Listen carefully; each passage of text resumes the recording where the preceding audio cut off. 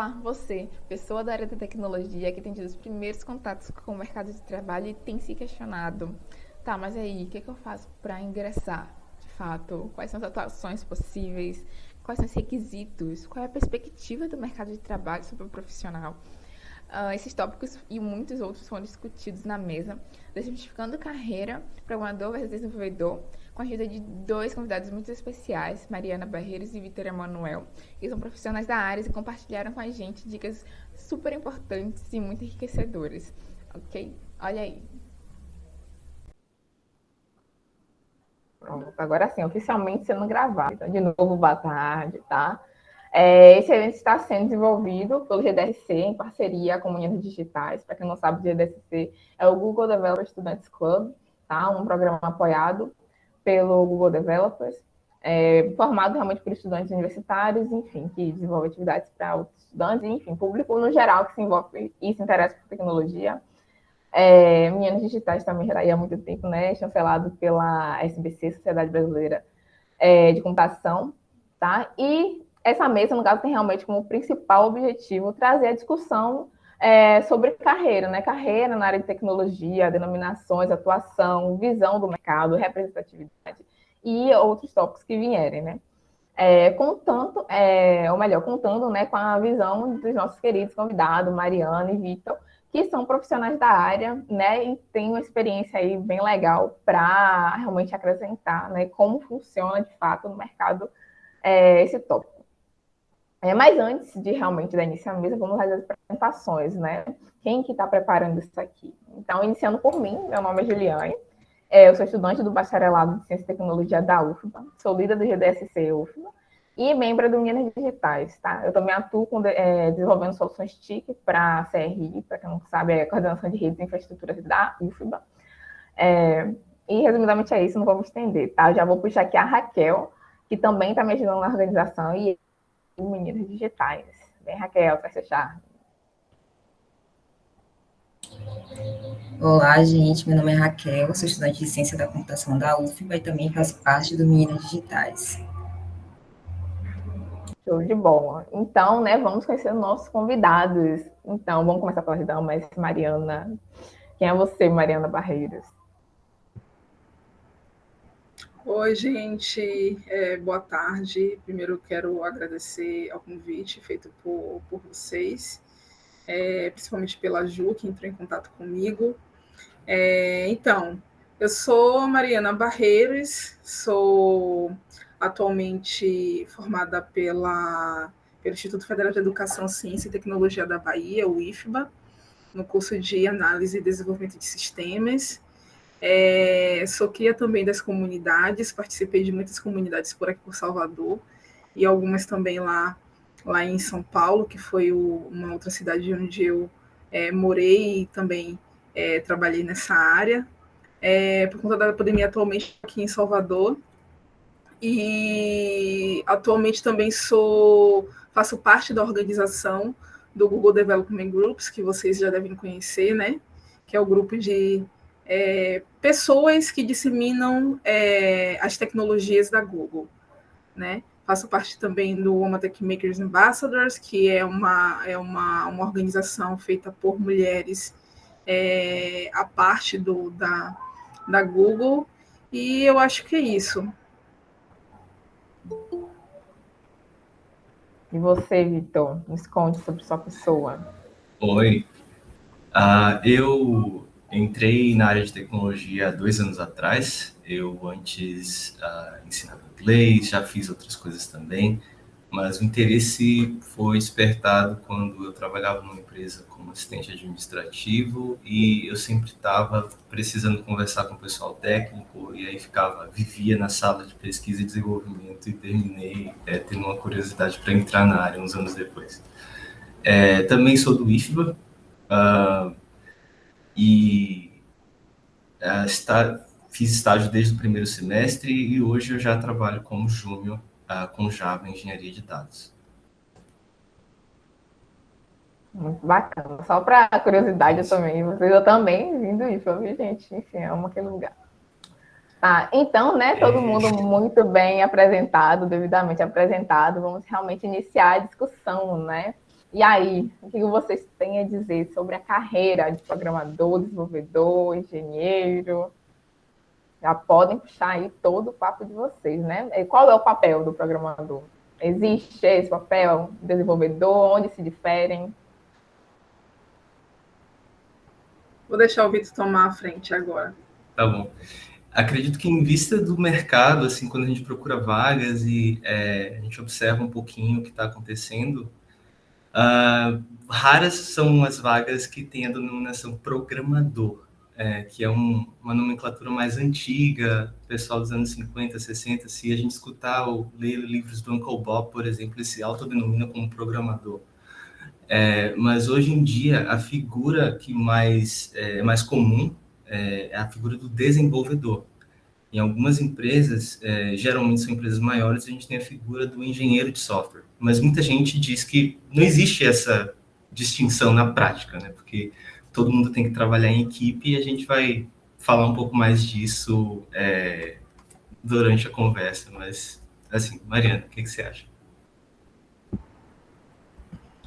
Foi interessante você trazer trazer essa fala do programador, né, que era utilizado antigamente. De fato, lá no iniciozinho, eu acho que eu realmente percebi mais vezes a palavra programador sendo utilizada, né? Atualmente, a gente percebe muito as empresas se referindo a esses profissionais, né, como desenvolvedores atualmente, né? As empresas que curtem, por exemplo, utilizar linguagem neutra, né, que a gente está percebendo muito. Procuram-se pessoas desenvolvedoras de software, né? Então, de fato,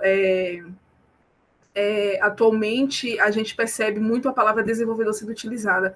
Na minha visão, o programador e desenvolvedor é quase a mesma coisa, né? É uma discussão que a gente vai ter aqui, né, sobre quando a Juliane me chamou me convidou para essa mesa, eu fiquei um pouco na dúvida, mas como assim, tipo, programador e desenvolvedor? Eu não entendi, tanto que eu perguntei para ela, qual que é a visão de vocês de programador e desenvolvedor? E depois eu expliquei, né? Porque para mim, programador e desenvolvedor são praticamente as mesmas coisas, são pessoas que têm o mesmo papel dentro de uma organização. Ao meu ver, a gente tem a diferença entre a pessoa engenheira de software versus o programador desenvolvedor, né? Então, a partir desse momento, eu vou dizer que eu vou somente utilizar a palavra desenvolvedor, né, pessoa desenvolvedora de software, também para me referir à pessoa programadora, tá? Então, levando a discussão mais para a diferença de papéis, né? Eu estava, há um tempinho atrás, saiu um livro da Google. Acredito que talvez sejam pessoas que trabalham na Google, que eu não me recordo agora quem são os autores. Mas o nome do livro é Software Engineer at Google, né? Que é um livro muitíssimo bom, que eu super recomendo para que todas as pessoas que estão nessa área, desde pessoas júniores, as pessoas que já estão há muito tempo nessa área, leiam. Acredito que atualmente ele não tem a versão para o português. E, enfim, eu descobri esse livro uma vez, uma pessoa que eu seguia no Twitter tinha falado sobre esse livro. Peguei para ler, e logo quando eu peguei para ler, tipo, eu já tomei um baque, sabe? Do tanto de informação valiosa que tinha ali dentro daquele livro. E o primeiro capítulo do livro é justamente falando sobre isso, a diferença do engenheiro de software e da pessoa desenvolvedora de software. Pronto, o Vitor colocou aqui, Software Engineer at Google. E eu, recentemente, eu fui convidada para participar de um podcast da empresa da qual eu trabalho atualmente, e eu precisei dar uma lida novamente nesse primeiro capítulo, que trata justamente sobre essa diferença, para poder me preparar, ter um pouquinho mais de embasamento para falar sobre essa diferença, né? E aí tem duas coisinhas que... Uma coisa que, quando eu estava na UFBA, uma coisa que um professor meu sempre falava era: um software de sucesso, ele sempre evolui, certo? Se um software de sucesso, ele sempre evolui, o que é que nós, enquanto pessoas desenvolvedoras de software, precisamos garantir para que a gente consiga fazer com que esse software constantemente passe por mudanças e melhorias, né? Então, isso é só uma pontinha do iceberg do que uma pessoa engenheira de software costuma se preocupar, né? Tá? Então, vamos supor, eu vou trazer um pouco das minhas experiências, né? Não vou aqui trazer as coisas do livro, eu fiz até alguns apontamentos aqui com relação ao livro, mas eu vou trazer um pouco da minha experiência mesmo, né? O que é que eu percebo no mercado de trabalho. O Vitor levantou a mão. Vamos ver se ele tem uma pergunta aí já para essas coisas que eu estava falando. Não, pode ir em frente. Assim que você terminar a sua ideia, eu falo algumas coisas sobre o livro. Pronto, fechou. Então, quando eu na área de TI, lá no... Nossa, eu nem me recordo agora quando que foi o ano. Se eu não me engano, foi 2014. Acho que foi 2014, 2013, por aí. O meu primeiro estágio, né, aqui em Salvador. Eu lembro que o meu papel, enquanto programadora, era simplesmente de fato programar, né, desenvolver ali software, né. Tinha uma coisa que precisava fazer e eu chegava e transformava aquilo em código, né. Naquela época, eu nem ouvia a discussão de que toda pessoa desenvolvedora de software, ela também deve testar os seus códigos. Tanto que nessa empresa que eu comecei a trabalhar, a única coisa que eu fazia era, de fato, desenvolver, programar. Os testes nem ficavam sob a minha responsabilidade. A gente tinha uma equipe alocada com esse propósito, de pegar o código do desenvolvedor e testar, né? E aí, o que é que acontece? Normalmente, durante esse momento que aconteceu, sei lá, eu acho que por uns 2 anos eu me mantive fazendo essas coisas, eu simplesmente... Sabe corrida de cavalo? Que você pega e coloca um trocinho assim na cabeça do cavalo para ele simplesmente enxergar o que tem na frente dele e ele precisar correr e chegar até a linha de chegada? Pois bem, é mais ou menos assim que eu percebo a atividade de um programador, né? É a pessoa que está simplesmente responsável por uma única etapa do ciclo de desenvolvimento de um software, que é a etapa de codificação, né? Então, normalmente, essa pessoa é aquela pessoa que ela não vai participar de todo o fluxo de desenvolvimento de um software, que consiste, né, em planejamento, análise, né, em design, na implementação, no teste e integração, e também na manutenção daquele software. Essa pessoa,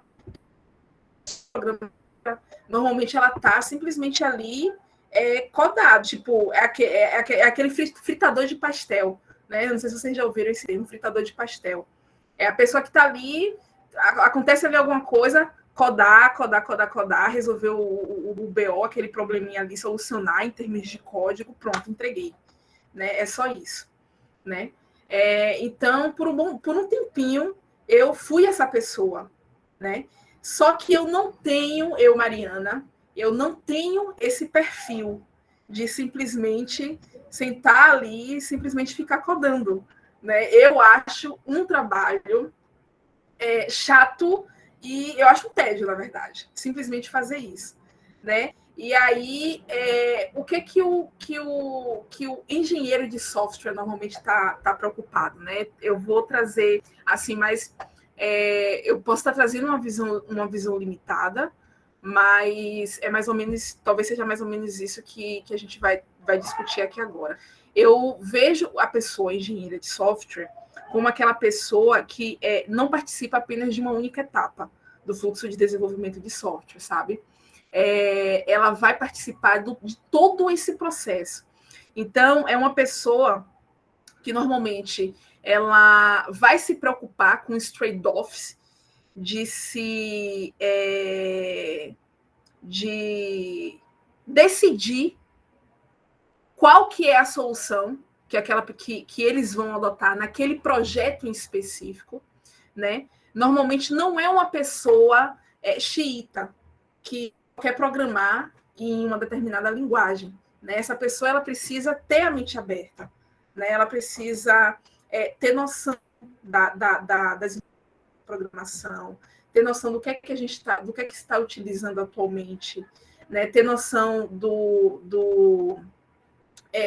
o que é que ela vai perder e o que é que ela vai ganhar quando ela assume uma determinada solução para tentar resolver um determinado problema, né? Ela se preocupa com o tempo da entrega daquele projeto, né?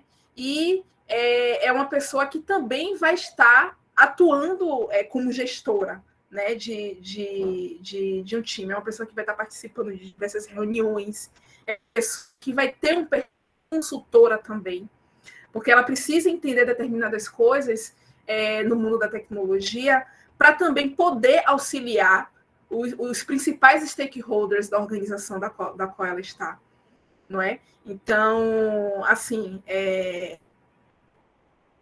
eu vejo o papel da pessoa engenheira de software como um profissional que está mais geral, né? Tipo, ele vai precisar se preocupar com o todo de um projeto de software, né? Não só com uma única etapa do ciclo de desenvolvimento de software, que costuma ser que no caso o que os programadores, as pessoas programadoras e as pessoas desenvolvedoras de software fazem, que é a codificação. Vá, Vitor, dê sua contribuição aí, vamos ver se a gente... Sim, eu concordo muito com a sua visão, e comentando um pouco sobre o Software Engineering at Google, eles fazem uma divisão entre as três nomenclaturas, o programador, o desenvolvedor, a pessoa desenvolvedora, na verdade, e a pessoa engenheira de software. E a diferença está basicamente em tempo, como você falou, mudanças, porque o programador, digamos que você está na faculdade, você faz um programa, ele roda, funciona, cumpre um objetivo. Curto prazo, muito específico, é aquela tarefa ali e acabou. Você não vai precisar mais olhar para aquele programa. Mas quando você insere o seu programa num contexto social, num contexto de negócios, você precisa se preocupar com todo o ciclo, você precisa se preocupar com os prazos, você tem que saber que os gestores têm um objetivo de negócio e você está cumprindo ele. Você tem que saber que aquele software vai afetar pessoas, então você precisa pensar também de maneira crítica como você vai implementar uma solução. Não somente, vai implementar e depois você implementou uma solução para uma determinada escala e quando chega em produção, quebra, porque você não teve essa visão de pensar, ok, o meu software vai ser utilizado com essa carga aqui por 100 mil pessoas durante tantas horas. Isso acontece muito com empresas que são e-commerce, porque elas precisam ter essa noção, principalmente quando tem essa fase que a gente está passando agora da Black Friday, ou fases mais aquecidas do mercado, em que as pessoas compram bastante. Então, não pode haver erro, isso tem que ser testado antes, isso tem que... as pessoas têm que ter essa noção na equipe. E outro aspecto também é que o programador geralmente é visto, o programador ou programadora, geralmente é a figura solitária da pessoa que está ali fazendo aquele... como ela falou, está fazendo aquele programa sozinho, não fala com ninguém. Isso não é possível no mercado. Você tem que ser um jogador de equipe, você tem que saber conversar com as pessoas, se comunicar, pegar ideias diferentes e trabalhar em equipe. Então, você não vai criar o seu próprio padrão quando você estiver escrevendo seu programa. Você tem que observar quem já escreveu o código na empresa, como é aquele sistema, quais são as necessidades, por que existem certas decisões que foram tomadas. Então, desenvolver já termina sendo um ato social, não é simplesmente programar. E como a Mariana falou, a engenharia de software, ela vai um pouco mais além, porque, além disso, você participa de todas as etapas do ciclo de desenvolvimento. Ou seja, desenvolvimento, requisitos primeiro, você precisa saber o que o cliente quer, depois desenvolver, testar, e não é simplesmente, desenvolveu, está pronto. Não, teste continuamente, TDD, Test Driven Development. Você testa, faz uma feature, depois volta, testa, faz outra, e aí vai aperfeiçoando aos poucos, e entrega contínua também. Ninguém vai pegar o jar que você desenvolve, ou qualquer artefato da sua linguagem, e colocar no servidor manualmente. Isso ainda se faz em alguns lugares, mas olha o risco. Você pode ter um erro, você pode deixar seu sistema cair por causa disso. Então, automatizar as coisas é um papel também do engenheiro de software, que, assim, há subdivisões, o pessoal chama DevOps Engineer, tudo isso é engenharia de software. Então, é muito mais amplo, é uma coisa que você precisa conhecer da parte em que você lida com o cliente até o momento em que está em produção e você precisa manter o sistema rodando. E aí já seria SRE, que também é uma outra coisa criada pelo Google, que é Site Reliability Engineering, que muito do pessoal que trabalha com infraestrutura e DevOps também lida. Então, é basicamente isso. O programador isolado não tem a noção de necessariamente tempo e mudança, ou seja, prepara um código, mas não está pensando em manutenção depois, ou seja, não existe aquela pergunta, como um programa vai precisar se adaptar ao longo do seu ciclo de vida? Não, o desenvolvedor e o engenheiro pensam nisso. A escala também, como uma organização vai precisar se adaptar ao longo da vida do software. Todas essas questões são difíceis e um programador que simplesmente pensa em código não vai ter essa mesma versatilidade para conseguir lidar. Então, bastante atenção nisso, um programador, programadora, quando ele se torna um ser social dentro de um ambiente de negócios, é um desenvolvedor, desenvolvedora, e quando participa de todo o ciclo, se torna uma pessoa engenheira de software. Eu acredito que seja mais ou menos por aí a visão. Tem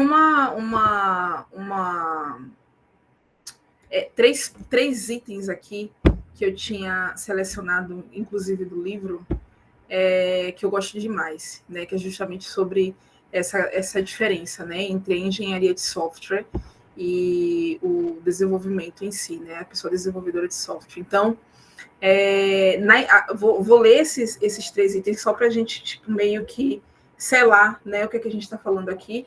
A gente tem uma ideologia com relação a esse assunto, e aí, só para vocês terem ideia, né?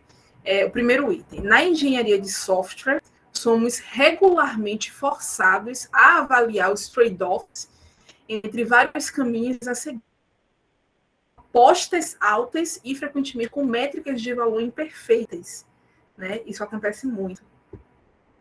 O trabalho de um engenheiro de software ou líder de engenharia de software é ter como objetivo a sustentabilidade e o gerenciamento dos custos de dimensionamento da organização, do produto e do fluxo de trabalho de desenvolvimento.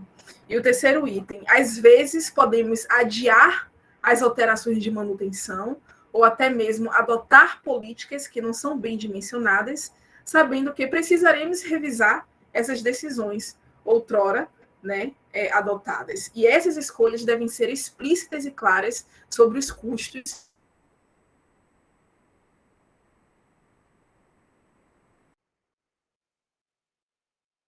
que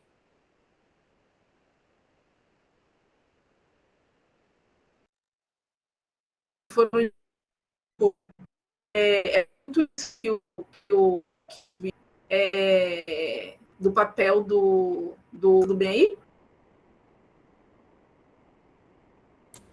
Travou um pouco, mas está dando para entender. Pode falar aí para ver se volta. Voltou. Mas é isso, vocês conseguiram captar, né, a mensagem. Eu acho que uma das principais diferenças, assim, não querendo se alongar muito no assunto, tem pessoas que trabalham essas questões, né? Por exemplo, eu não sei se o Vitor já teve essa oportunidade de participar de análise de requisitos de software. A gente faz muito isso na faculdade. Uma vez, em um estágio, eu precisei fazer isso. E assim, adorei, sabe? Tipo, nossa, fez um conhecimento magnífico, aquela coisa de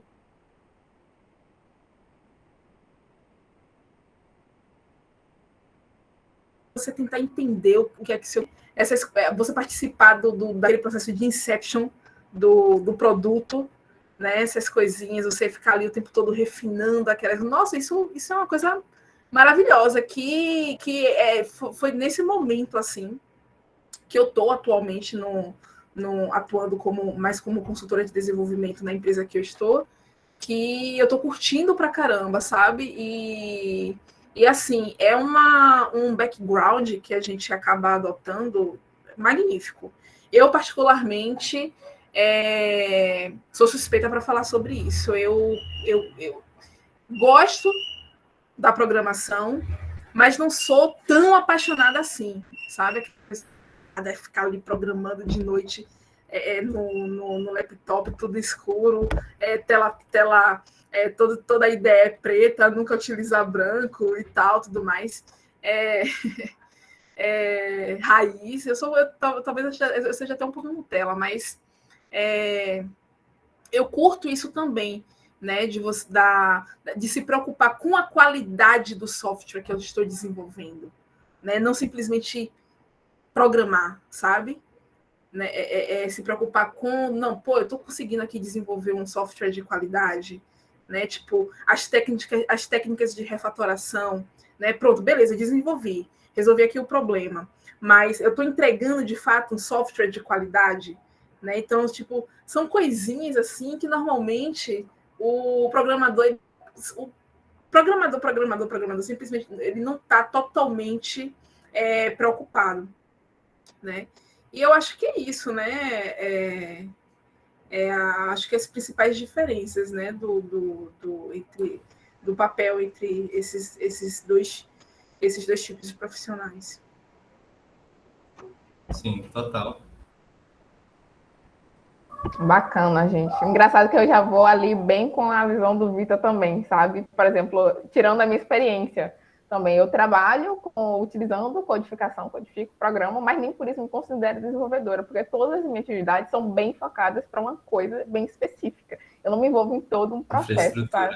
Exatamente, sabe? Então, é muito bacana ver essa diferença, né?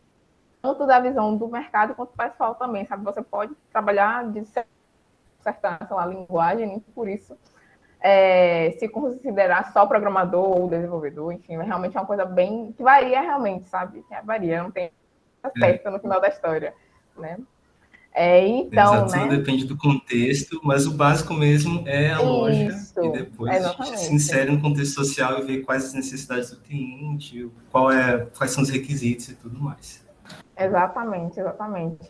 Interessante então, vocês trazerem. Perdão, fala, Juliana. Não, pode falar, que já ia puxar para o próximo bloco, pode falar. Comentários agora que quiserem podem fazer. Eu ia falar que é interessante vocês trazerem essa perspectiva, porque eu tô no começo do curso ainda, e às vezes eu não me enxergo muito nessa visão de programador meio xiita, assim, que fica só no código, 12 horas por dia na frente do VS Code. Então, assim, porque eu gosto muito dessa troca, gosto de analisar e conversar com as pessoas e entender a aplicação como um todo.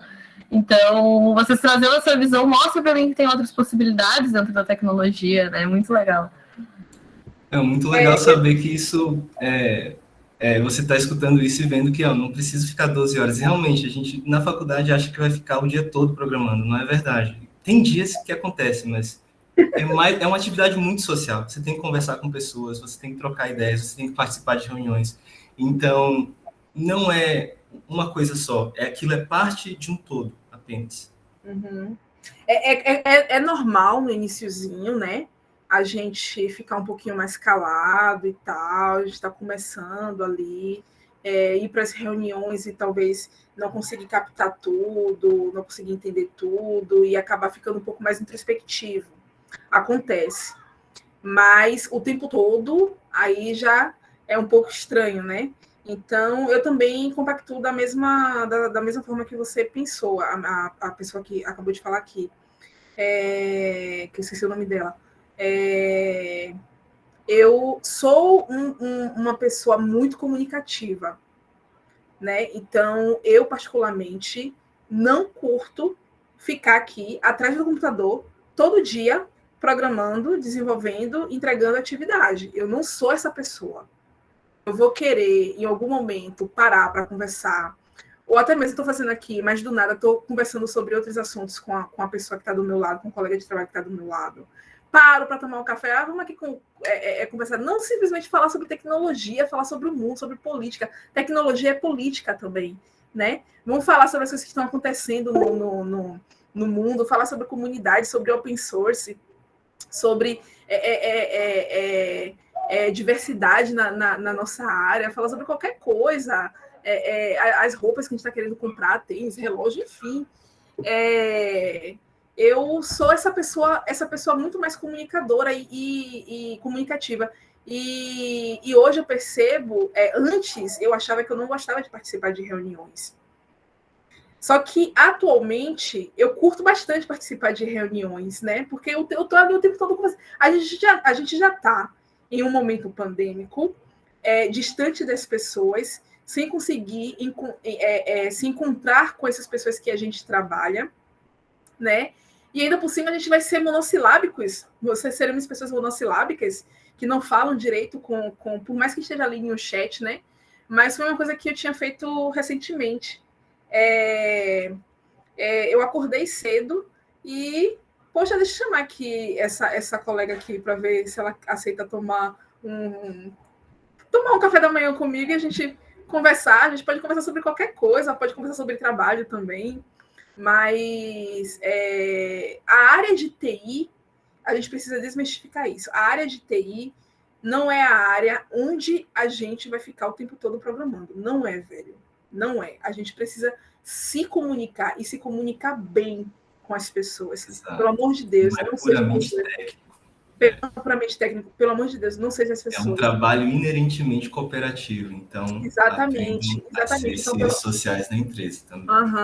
Então, pelo amor de Deus, não sejam essas pessoas monossilábicas, sabe? Tipo, Mr. Robert, aquele cara que, sabe? Não sei, pelo amor de Deus, não sejam essas pessoas. Se comuniquem bem, conversem com as pessoas, criem laços no ambiente de trabalho. Se vocês não criam laços no ambiente de trabalho, eu, sinceramente, assim, se eu não criar laços no ambiente de trabalho, eu não sei o que eu estou fazendo ali naquele ambiente. Porque para mim não está servindo mais. Se eu não consigo criar laços com pessoas naquele time, para mim não serve. Então, vai ser um dos motivos pelos quais eu vou sair também, né? Então,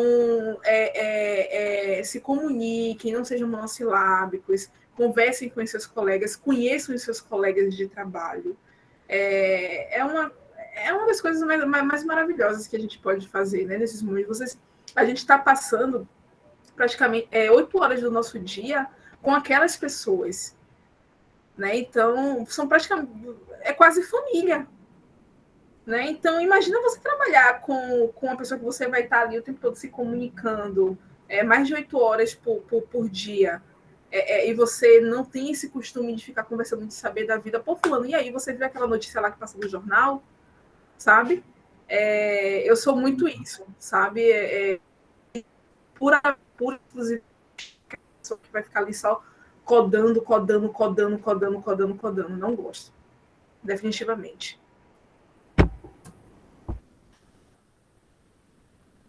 Eu estou aqui balufando minha cabeça incessantemente, que é muito isso. Essa questão da comunicação que você trouxe, Mari, é exatamente isso. Onde eu trabalho, a gente tem reunião terças, quartas e sexta-feiras, tem um momento mais, seria mais de assim, é um momento que a gente tira para apresentar algum assunto, mas de forma mais descontraída, sabe? É mais um momento interno mesmo, divertidinho, digamos assim.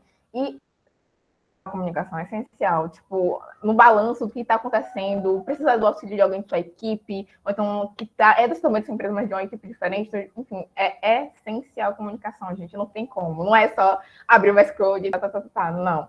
Tem que realmente saber, até porque você muito provavelmente vai codificar junto com alguém também, no meu caso, às vezes precisa codificar com alguém, e aí? Sabe? É essencial, é essencial. Pode falar, Maria. Uma coisa que eu acabei até esquecendo de falar é que eu percebo muito na nossa área. Principalmente agora que a gente está se comunicando muito por chats, né? A gente não está conversando, né, frente a frente com a pessoa. Então, a pessoa desenvolvedora de software, a pessoa programadora, enfim, a pessoa engenheira também, precisa parar para escrever para uma determinada pessoa, para um momento, reler o que você escreveu, interpreta, você conseguiu entender aquilo, pronto, manda para o seu colega. Porque acontece muitos problemas de comunicação por conta da escrita. Então, muitas pessoas desenvolvedoras de software, muitos programadores, escrevem muito errado. Então, tipo, eu não influenciando no inglês. Vejo muita gente que inglês, isso, inglês, aquilo, outro. Mas a gente está falando o português correto? A gente está conseguindo se entender de fato? Vamos conseguir se entender de fato aqui primeiro, antes de mais nada. Antes da gente começar a pensar no inglês, ou em se comunicar em inglês também, né? Ou desenvolver em inglês, enfim. Né? É uma coisa que eu percebo muito também, né? Tipo, a gente, nessa área, eu percebo muitos problemas muitos erros acontecendo por conta da comunicação, da escrita, quando a gente está tentando se comunicar em chat com as pessoas. E é uma coisa para a gente ficar atento. Boa. Tudo que você falou é super verdade. Encaro isso aí todos os dias e, enfim, super verdade. Então, né, vamos agora encaminhar para o mercado de trabalho no Brasil, né, e caminhos, quais são os caminhos possíveis para o programador, desenvolvedor, engenheiro de software, arquiteto, etc. Quais são esses caminhos, né, no mercado e qual a visão de vocês de como está agora realmente o mercado de tecnologia no geral no Brasil? E exterior também, né, que eu acho que eu tenho experiência no exterior. Eu vou começar, porque até então a minha experiência é nacional, e aí depois o Vitor termina com a cereja do bolo. Então, eu atualmente só trampei aqui no Brasil, né? Para empresas daqui. Atualmente eu trabalho para uma consultoria, que é uma consultoria internacional sediada em Londres, que a gente, inclusive, pode até fazer essa migração, né? Só que até esse momento não tenho esse interesse, mas onde eu trabalho atualmente é uma consultoria internacional. Com relação ao mercado de trabalho, né? Tanto para o desenvolvedor, para a pessoa desenvolvedora de software, está muito boa, né? Principalmente agora com a pandemia. Então, eu acho que a pessoa que estiver procurando trabalho nessa área, o momento é agora. Vocês não precisam necessariamente esperar entender determinados assuntos ou chegar até o semestre tal da faculdade. Não necessariamente precisa isso. Eu quando eu entrei na área de TI, o que eu queria era começar a trabalhar rápido, sabe? Então, no segundo ou terceiro semestre, eu já comecei a aplicar. Eu queria já estágio. E aí, muito rápido, eu consegui estágio. Depois do primeiro estágio que eu consegui, eu tipo, não curti aqui o ambiente dessa empresa, vou mudar. Conseguia. Não curti aqui, não, vou mudar de novo. Mudava, sabe? Eu nunca tive problemas. Mariana, nunca tive problemas para conseguir mudar de emprego e conseguir emprego nessa área, né? E eu sou aquele tipo de pessoa assim, não sei, eu não necessariamente sei tudo o que tá sendo cobrado, mas eu vou tentar, mesmo assim. Porque se a empresa estiver disposta a passar, tiver um processo de passagem de conhecimento bom, e eles estiverem dispostos a me ensinar e a fazer essa passagem de conhecimento de uma forma correta, então é isso, acabou. Eu vou conseguir pegar, vou dar prosseguimento e vou dar andamento à minha carreira dentro daquela organização, né? Mas, enfim, atualmente está sendo, pelo fato da pandemia e do trabalho remoto aqui no Brasil, finalmente as empresas terem percebido que sim, é possível, não se perde produtividade, né? Está sendo muito fácil as pessoas aplicarem para as empresas de fora de Salvador, né? Então, eu que comecei, obviamente, a minha carreira nessa área aqui em Salvador, eu particularmente acho que o mercado de trabalho em Salvador ele é escravagista. A gente trabalha demais para ganhar pouco. E, às vezes, quando você vai para um outro lugar, para uma outra empresa, não necessariamente você trabalha tanto. Não necessariamente você trabalha tanto. Você vai receber bem e não necessariamente você vai trabalhar tanto quanto você trabalha aqui em Salvador. Né? É essa percepção que eu tenho, sabe? Não que seja ruim trabalhar demais, não, mas que seja proporcional, né? O salário seja proporcional. Então, é isso que eu não vi acontecendo aqui em Salvador. E eu acredito que, me parece, assim, eu tenho comigo que as chances de você evoluir nessa carreira é muito mais fácil fora de Salvador. Pelo menos para mim foi, tá? Obviamente que outras pessoas conseguem muito rápido evoluir suas carreiras em empresas aqui de Salvador.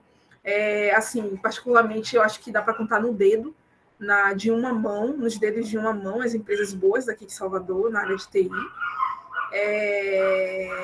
E, assim, eu particularmente acredito que nesse exato momento, as pessoas que estiverem buscando emprego para essa área precisam aplicar para as empresas de outros estados, tá? Independente que você tenha que sair daqui, ou principalmente se for uma pessoa que não tem laços aqui na cidade, né? E ainda que tenha, é super possível, gente. A gente ir para outros lugares, né? Continuar, a gente ainda vai estar no Brasil, né? Então, eu não vejo tantos problemas assim. Agora, sim, isso que estou falando para a área de desenvolvedor. Para a área de engenheiro deve ser mais fácil ainda, eu acredito. Assim, eu estou meio que evoluindo um pouco esse meu lado, né, de ser uma pessoa que não está somente atuando na etapa de codificação do software, mas talvez no ciclo de desenvolvimento dele inteiro. Então, eu percebo que a consultoria, pelo menos a consultoria na qual eu estou, eu consigo fazer isso, né? Eu consigo exercer papéis que anteriormente eu não conseguia. Eu só ficava na codificação. Desculpa, só uma correção. Não é qualquer consultoria que você vai poder exercer outros papéis além de codificação, tá? Existem consultorias, né, que ainda assim te fazem ficar ali parecendo um fritador de pastel, só codando. Particularmente na empresa que eu estou atualmente, eu consigo fazer diversas outras coisas além de simplesmente programar. E isso é muito bom. E isso está meio que aflorando um pouco o meu outro lado, sabe? O lado de pessoa engenheira de software, né? Ou de pessoa tecnologista, como algumas empresas mais modernas gostam de chamar também, né?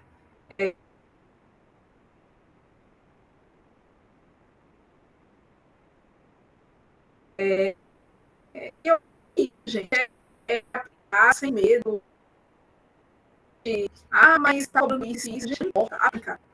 Tenta, né? Não é todo mundo que está aplicando ali, que também sabe 100% daquelas coisas. Ninguém sabe 100% de tudo. Então, eu recebo muito medo das pessoas mais jovens, sabe, de aplicar para as vagas. Aplique e seja feliz. O não a gente já tem. Tá certíssimo. Não, isso me faz lembrar um pouco de quando eu comecei assim, a ensaiar ali o Hello World no HTML mesmo, não era nem linguagem de programação.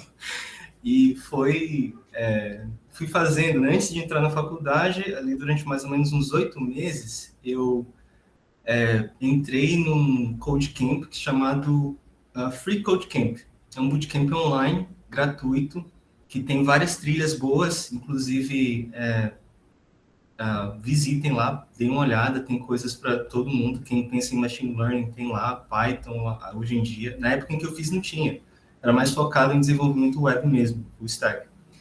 E me ajudou muito a ter uma estrutura, porque muitas vezes na hora de estudar, a gente não sabe por onde começar. O que eu faço aqui? Eu estudo o quê? Só lógica? Como é que eu faço?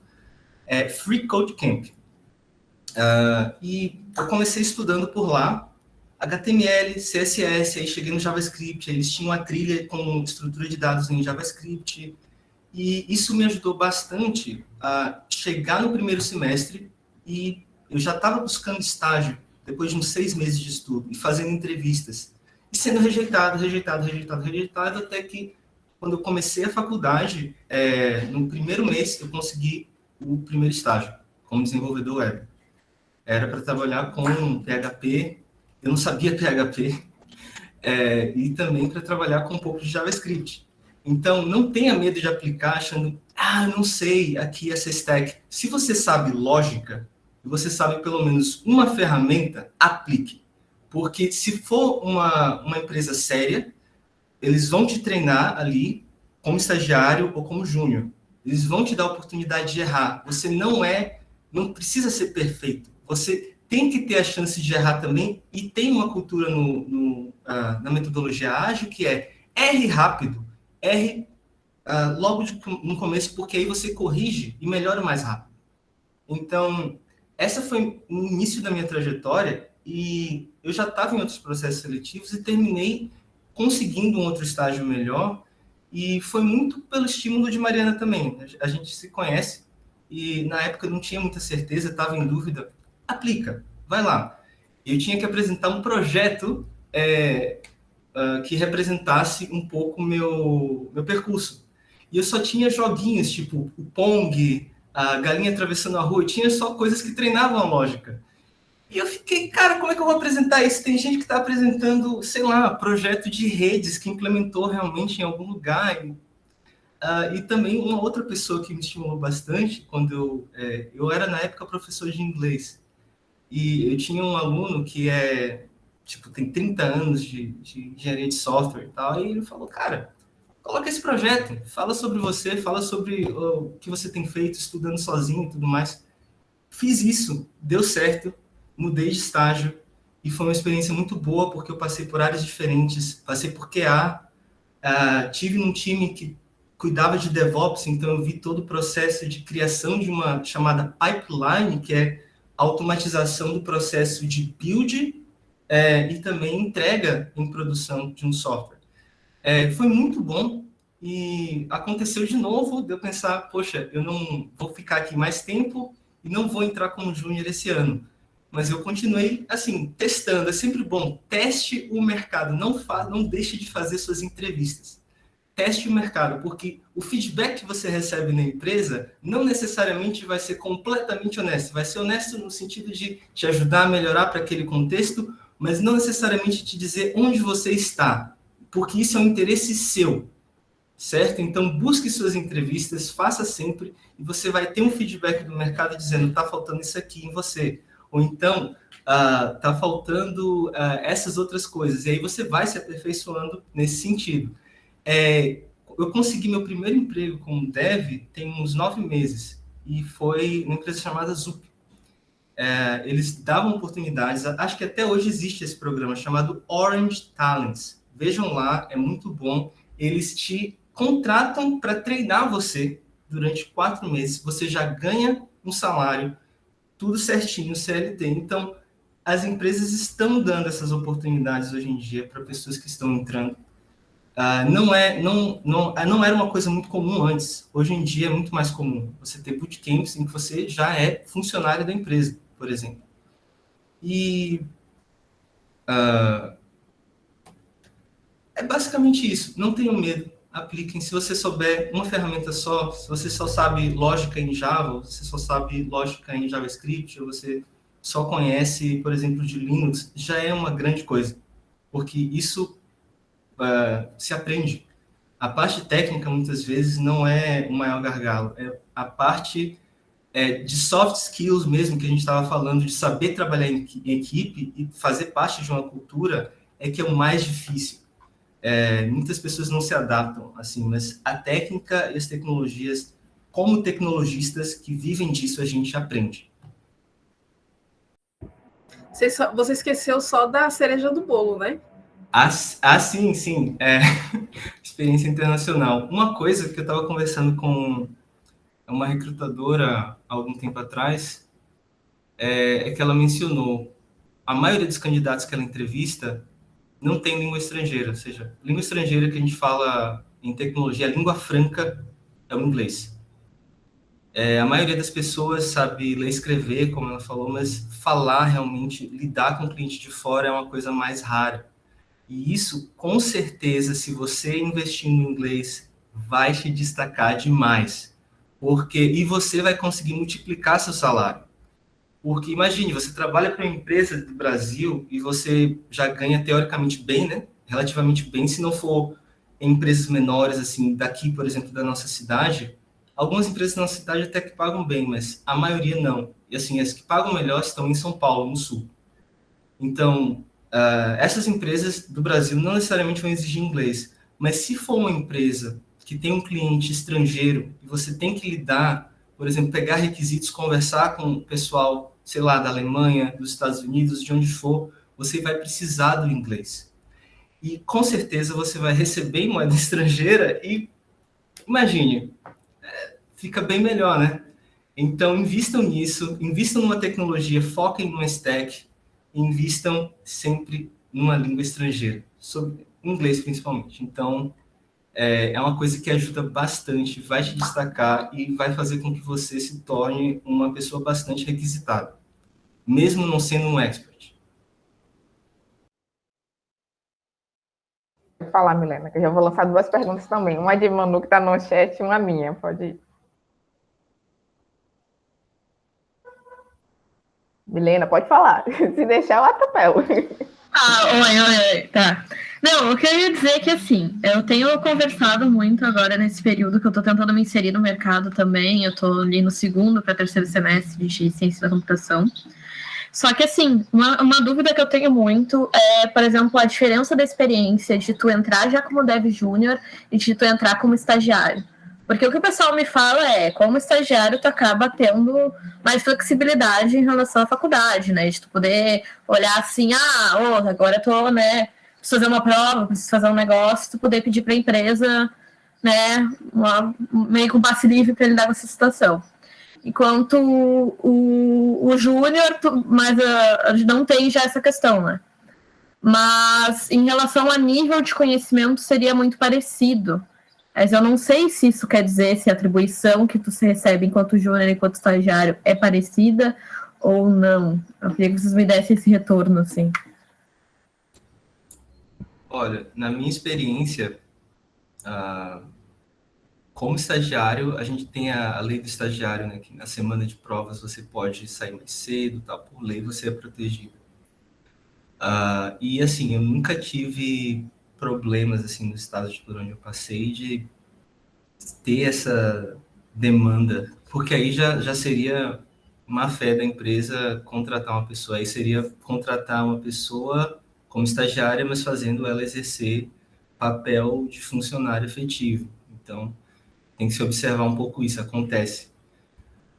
Mas sim, no estágio é muito mais assim possível de você gerir seu tempo durante a faculdade porque a faculdade também, se você estiver pegando 4, 5 matérias, termina sendo pesado, né? E como júnior, aí já depende da sua negociação com o tech lead, com a equipe, as necessidades, porque você tem que cumprir o seu papel de efetivo, né? Mas eu acredito que, assim, pelo menos nos locais onde eu passei, sempre teve essa flexibilidade de você poder conversar com alguém que está te supervisionando, que está te acompanhando ali, mentorando, e dizer, olha, essa semana vai ser um pouco difícil para mim, eu vou precisar sair um pouco mais cedo, ou entrar um pouco mais tarde, é normal. Em relação às, como é que se diz, as habilidades, varia muito. Em alguns lugares, as empresas estão dispostas a te treinar do zero, praticamente. Em outros, você tem um estagiário que é praticamente um júnior, né? Então, varia muito de empresa para empresa, mas, sim, existe um pouco essa linha tênue aí entre estagiário e júnior em alguns lugares. Só que, se você for observar, vagas de júnior já exigem que você tenha coisas além da lógica, que você tenha, por exemplo, conhecimento em um framework. Você saiba Java, Spring Boot e um banco de dados, alguma coisa assim. 3 coisas, ou 4. Enquanto que o estagiário não. Se for uma empresa de boa fé, lógica de programação e venha para cá aprender. Entendi, obrigada.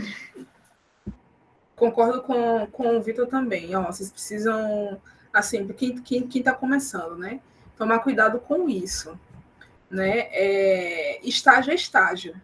Não é para vocês ficarem ansiosos, ou quem nunca teve problema com ansiedade acabar adquirindo ansiedade. Se essas coisas estiverem acontecendo, é para sair, não é para ficar naquela empresa, né? Eu sou muito cri-cri com o ambiente no qual eu estou. Então, eu sou o tipo de pessoa que, se eu entro em um local e eu percebo que eu, enquanto pessoa, por exemplo, estagiária, não estou conseguindo a ajuda das pessoas que deveriam estar me ajudando, não estão me ajudando direito, eu não estou evoluindo, ou, enfim, eu simplesmente saio, né? Eu não fico muito tempo, até porque eu realmente não fico muito tempo. Ainda assim, foi só depois dessa área de TI que eu adquiri ansiedade, né? Que eu passei a ser uma pessoa mais ansiosa. E principalmente depois de ter tido uma liderança péssima em um segundo estágio que eu tive, que foi horrível. Enfim, um ambiente que eu não desejava para ninguém, que eu não desejo para alguém, sabe? Onde as pessoas não se respeitam, líder gritando com o estagiário, né? Sendo desrespeitoso com o estagiário e com mulheres também. Então, no momento que vocês estiverem em um lugar, vocês precisam olhar para isso também, tá? E tipo assim, uma pessoa estagiária, quando ela for entrar em um local, a empresa precisa estar pronta, preparada para ensinar, certo? Uma pessoa júnior, ela tem que saber lógica de programação, o básico do básico, sei lá, front-end, lógica de programação, CSS, HTML, JavaScript. Mas você não precisa dominar a linguagem JavaScript como um todo, né? Saber de coisas mais avançadas e tal. Para um júnior já está ótimo. Uma pessoa júnior back-end domina a lógica de programação, que é extremamente essencial, domina a linguagem, uma linguagem específica, sei lá, no meu caso, Java. Eu precisaria dominar ali orientação a objetos, como trabalhar com Java, estrutura de dados, né? Essas coisinhas, né? Talvez algum framework, mas não necessariamente já ter trabalhado com aquele, por exemplo,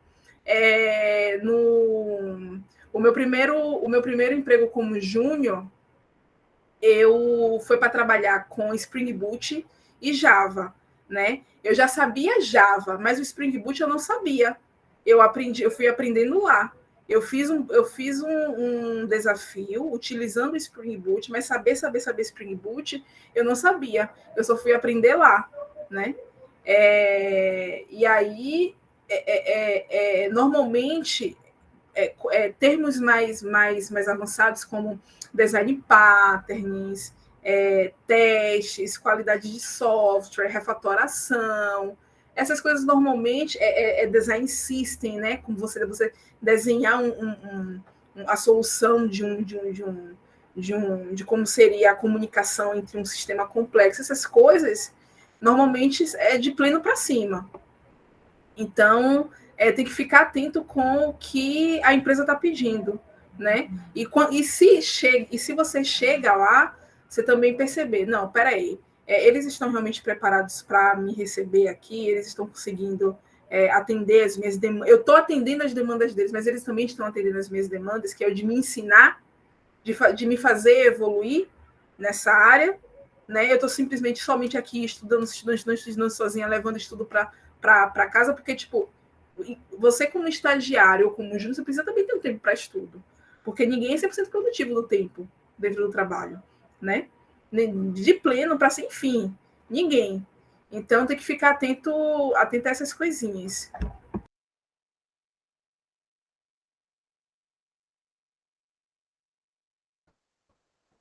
Enfim, realmente... Quer falar alguma coisa, Vitor? Eu vou só trazer aqui a pergunta que o que Manu trouxe e também uma fala da Milena aqui, né? Que a Manuela perguntou, foi com relação à sua fala passada. Quando você diz uma ferramenta, Vitor, você quer dizer pelo menos uma linguagem de programação? E a Milena trouxe a experiência dela, né? Que na vaga de júnior, o desafio que passaram como requisito foi fazer uma aplicação com funcionamento em React e alguns outros requisitos, como React Route, DOM, TypeScript, e ela não conseguiu entregar. Mas, assim, eu não ficaria decepcionada mesmo, porque realmente, assim, como o Vitor trouxe, a partir do júnior, eles realmente podem exigir isso. Ele não pode exigir quando é estágio, né? Porque, enfim, eles podem... O estágio é mais realmente assim, qual é o seu curso? Então você tem uma noção ali desses conhecimentos, bacana, vem cá. Agora, como júnior, realmente eles podem exigir, mas ainda essa exigência varia, sabe? De uma empresa para outra. Umas vão querer mais, outras vão querer menos. E como a Mari falou muito bem, tipo, umas vão estar realmente mais abertas, mais preparadas para te receber, para realmente te mostrar caminho, te ensinar. Então, é o mercado, é o mercado. Isso é um problema também, porque geralmente empresas que não estão preparadas para receber estagiário tentam contratar um estagiário como júnior. Então, vão pedir que o estagiário faça alguma coisa com algum framework. E não é bem assim. O estagiário está ali para aprender. E é a formação do estagiário ou estagiária que é importante naquele momento. Não você querer que a pessoa cumpra a tarefa a um preço mínimo.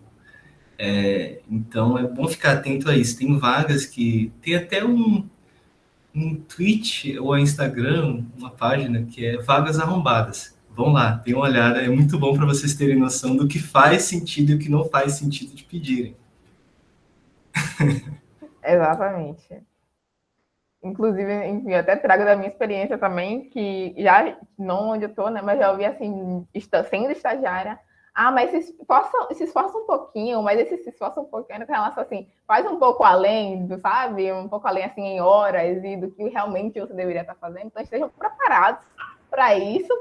Não deveria, mas acontece. E, assim, sejam cientes que isso é errado, tá?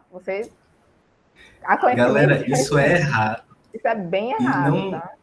E não tenham medo de sair, assim, se for necessário, porque vaga remota agora, pós-pandemia, principalmente, tem de montão. Façam LinkedIn, deixem tudo bonitinho, coloquem o que vocês já aprenderam, as experiências, coloquem o que vocês fizeram, e isso sim vai fazer com que o bot chegue lá no seu perfil e os recrutadores entrem em contato, tá bom? Então, tudo certinho, não tenham medo de sair se for necessário, porque tem vaga de montão e tem oportunidade sim até para iniciante.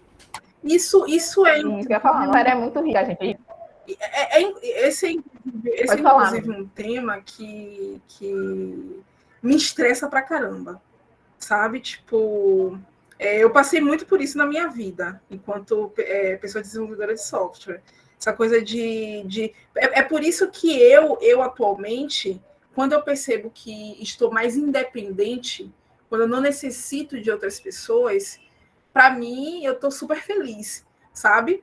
Mas isso não deveria acontecer, eu não deveria me sentir assim, mas eu me sinto assim porque quando eu precisei, foram péssimas experiências, sabe? Aquela coisa de você ficar ali esperando a boa vontade da pessoa para te ajudar, ou então coisa de você às vezes pedir help. Eu já pedi help uma vez para uma pessoa que poderia, né, me ajudar, que tivesse a obrigação, né? Mas, pô, time, né?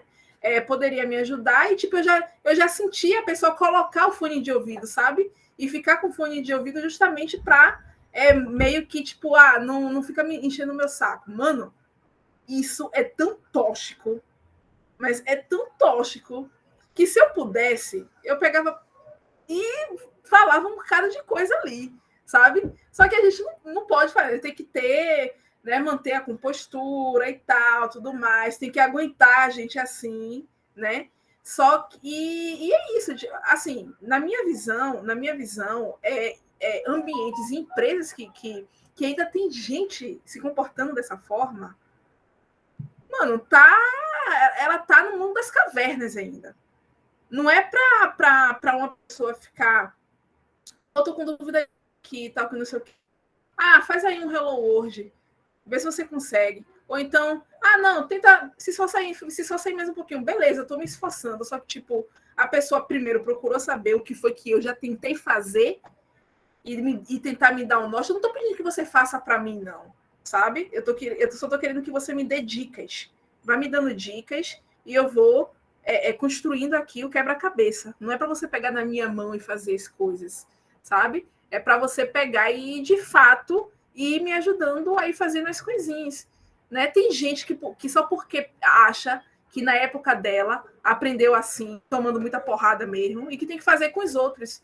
Só que, tipo, são pessoas com uma mentalidade tão, sabe?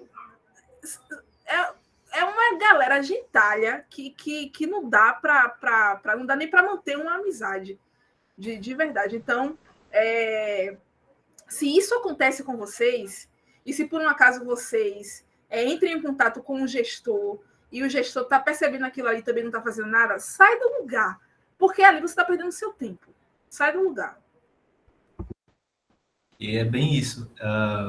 Existe muito essa cultura do faça sozinho, aquele mito do programador, o programador é gênio. Tem até um livro, o mito do programador gênio. Eles desmistificam essa imagem, dizendo justamente o que a gente falou um pouco no começo, que é saber trabalhar em equipe e tudo mais. Mas tem muito essa cultura do tenta aí.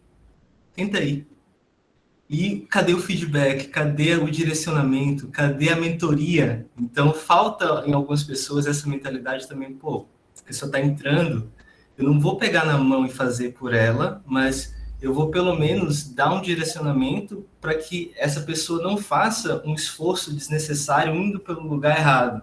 Então, isso é muito importante. É bom observar essas coisas assim. E como ela falou, se a liderança vê isso e passa pano, a preocupação não é com sua formação, você é mão de obra barata. Exatamente. E precisa ficar também a essas coisas, né? Tipo, tô ali pedindo ajuda, porra, ninguém tá querendo me ajudar, não tá ajudando direito, e aí eu tô demorando aqui a entrega da minha atividade. Porra, se eu tô aqui pedindo ajuda, se eu tô aqui pedindo help, né? A pessoa não se dispõe logo a me ajudar, e aí depois lá na minha avaliação 360 coloca que eu tô demorando de entregar atividade, pelo amor de Deus. Pelo amor de Deus, assim não dá. É isso. A culpa termina sendo do estagiário, mas não é. Às vezes é o ambiente, não se culpe, né?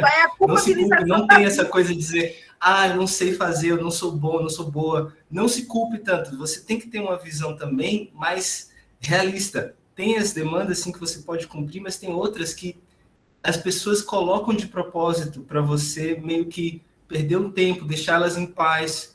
Então, acontece muito disso. E a gente, como termina, às vezes, trabalhando um pouco ali no começo, um pouco sozinho, como só programando, baixa aquela síndrome assim, será que eu sou realmente, né? Será que eu mereço estar aqui? Aquela síndrome do impostor. Então, Não deixe isso acontecer, tenha sempre feedback e busque também feedback fora, com seus pares, com seus professores, pessoas que não têm só interesse na sua formação para aquele contexto. É muito importante buscar isso. Agora, assim, também tem uma coisa, né? É sempre bom se esforçar, né? Se esforce. Então, tipo, olha, fulano de tal, estou precisando aqui de um help. Fiz isso. Não consegui alcançar esse objetivo daqui. E aí agora, qual caminho eu devo percorrer aqui? O que é que você acha que eu devo fazer? Né? Mostra o que você tentou fazer, né? Tem essa... E sempre quando a pessoa pediu ajuda da pessoa, presta atenção ao que a pessoa está falando, sabe? É aquela coisa de, não, estou pedindo ajuda, não. Deixa a pessoa começar aqui a me explicar. Ou até, às vezes, se ela começou a explicar ali do início, eu sou o tipo de pessoa que, às vezes, a pessoa está me explicando uma coisa que eu até já sei, só que eu deixo ela ir falando, até chegar no ponto que eu quero, e não, pronto, é isso daqui que eu quero, olha, isso aqui. Aí pego e a gente vai desenrolando, sabe? É sempre bom se esforçar, porque também na área, eu tanto já tive experiência, eu já passei por isso, né, dessa coisa de ser essa pessoa que precisa muito do help, mas às vezes não está em um ambiente muito legal, onde as pessoas têm aquela passagem de conhecimento muito boa, e logo você não consegue evoluir. E também já passei pela experiência de perceber que algumas pessoas não se esforçam de verdade, né? E às vezes estão ali o tempo todo pedindo ajuda. Mas espera aí, calma. O que é que você está fazendo de fato? Né? Você está realmente, realmente estudando direitinho? Porque se isso daqui é uma coisa que você está ali fazendo o tempo todo, já por osmose você já tem que entender. Né? Já coloca ali na sua cabeçazinha, né? Não, é assim, assado. Na maioria das vezes, gente, é tudo um processo, é uma receita de bolo, às vezes, que você tem que seguir para conseguir entregar alguma coisa, sabe? E aí é você entender ali aquela dinâmica, pegar ali, captar aquilo dali e, sabe? E caminhar sozinho, né? Então, eu gosto daqui do lugar que dá a faca e o queijo para você. E você vai pegando, vai seguindo o seu caminho, né? Então, já passei por essa experiência de perceber que pelo fato das vezes a pessoa sempre encontrar alguém para ajudar, acaba não aprendendo de fato, ou não fazendo tanto esforço assim, sabe? E aí, quando a gente percebe isso, quando chega esse momento, não, peraí, vamos lá. Vamos deixar aqui, ó, eu já te expliquei isso daqui, é assim, assado, né? Tenta fazer aquilo que eu te expliquei naquele outro dia, né? Assim, normalmente, quando as pessoas... A gente que não tem tanto privilégio nessa área, né? A gente que mesmo conseguindo fazer as coisas, a meritocracia não abraça a gente se consegue com a faca e o queijo a gente consegue evoluir, né? Mas às vezes algumas pessoas que sempre tiveram tudo na vida, pelo que eu percebo, são as pessoas que acabam tendo um pouco mais de sempre ali pedindo ajuda, você mostrando, e ainda assim a pessoa não conseguindo de fato alavancar. Né? Normalmente com vocês aqui isso não deve acontecer, acredito eu, porque a meritocracia não abraça a gente, não somos pessoas privilegiadas, então a gente tem que batalhar mesmo, começar ali a ficar o tempo todo estudando fora também do trampo para conseguir aprender certas coisas, né? Mas enfim, é isso, eu acho que assim, é um assunto que eu debato aqui o dia inteiro e vou até se cansar. Até me cansar. Eu vou dar pitaco agora que eu já tô me sentindo em casa, então qualquer coisa vocês me cortem, tá? Mas assim, o que acontece às vezes também para mim que é um pouco difícil É que nem, por exemplo, agora eu estou trabalhando num projeto de pesquisa e eu estou entrando já num código que é desenvolvido há bastante tempo, tem bastante gente trabalhando, né?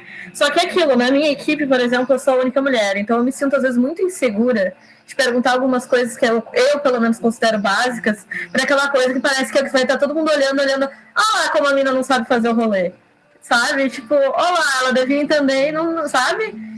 Então eu sei que a gente se sabotando no fim das contas, mas é difícil lidar com isso. A gente que é minoria, de certo ponto, dentro da tecnologia, tem essa coisa também que fica pinicando um pouco na orelha. Se você se sente dessa forma no local onde você está, já é um problema, né? Você não deveria ter esse receio, né? Assim, Milena, eu sou o tipo de pessoa, principalmente agora, onde eu estou atualmente, né, que eu estou podendo fazer coisas além da codificação, eu pergunto mesmo. Sabe aquela pessoa que perdeu a vergonha? Sou eu. Eu pergunto mesmo. Estou com dúvida nisso daqui. Pode ser a coisa mais simples que for. Eu vou perguntar. Uma coisa que eu aprendi uma vez com um colega de trabalho foi: nunca comece determinado projeto, determinada coisa, sem entender tudo de fato. Né? Então, eu sempre trago isso, né, comigo. Não consegui compreender, explique de novo. Ah, não consegui ainda. Não, explica de novo aqui. Não estou conseguindo ainda. Pô, velho, eu ainda não consegui entender. Tem outra pessoa para me explicar isso daqui? Tenta entender de outras perspectivas, né? Outras pessoas explicando, né? E não perde a vergonha de perguntar. Sabe por quê? Quando a gente fica assim, se sente assim, receoso, e às vezes não pergunta, a gente acaba atrasando, né, a atividade. Às vezes é uma coisa que é até simples, e às vezes a gente acaba atrasando uma coisa simples, por medo de perguntar e por medo da resposta que vai receber. E exercita isso, de sempre ficar fazendo isso no lugar onde você está, até para você saber se você está em um ambiente legal mesmo, sabe? E eu acho que que é por aí que a gente tem que seguir. Bacana. Eu gostei da pergunta da Milena, que já trouxe aí, já puxou para o nosso próximo bloco, que é sobre representatividade. Mas, Milena, eu compartilho muito desse sentimento com você, porque na minha equipe tem outras mulheres, mas num projeto que eu atuo é só eu, e eu sou, tipo assim, a caçulinha. Então, existe, de fato, esse receio, quando tá todo mundo ali na sala, reunido, falando, eu fico, tá, mas como é que eu falo? E aí, tá. Mas, realmente, é exatamente isso que a Mari falou, tipo, perde a vergonha e mete o ser cara de pau mesmo, assim, que não é, na verdade, não é ser cara de pau, é realmente você se expressar ali e ter essa liberdade, porque você tem que ter, é impossível você trabalhar sem ter a liberdade de se expressar por medo, enfim, etc, sabe? Mas aí, enfim, já puxo aí o bloco da questão da representatividade na área, né? Como vocês enxergam isso, tanto para a Mari em especial, né, com relação do ser mulher na área da tecnologia, ser mulher, desenvolvedora, engenheira, programadora, etc., e também como é ser uma mulher negra nessa área e como é ser uma pessoa negra, né? Puxando o Vitor também para essa conversa. Então, vou dar a oportunidade para o Vitor, porque eu estou falando demais já.